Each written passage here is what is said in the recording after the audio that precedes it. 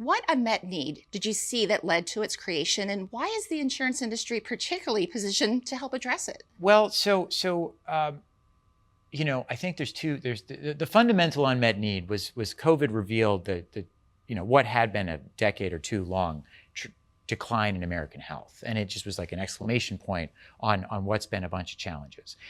The unmet need in our industry was that we were generally not very proactive about it.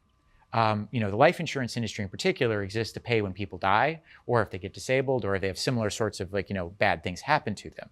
We as an industry have historically not done very much to try to integrate more of a risk management concept. And so, one of the things I was doing, and I'm so honored to have him as a partner in this, but Richard Watts, former president of Progressive, he's on the board at Farmers, he's our vice president of our group, and he and a few others who, when we sort of came together, were like, well, gosh, why don't we do risk management approaches targeted at the life insurance industry, kind of the way that really leading companies for decades now have focused on P&C.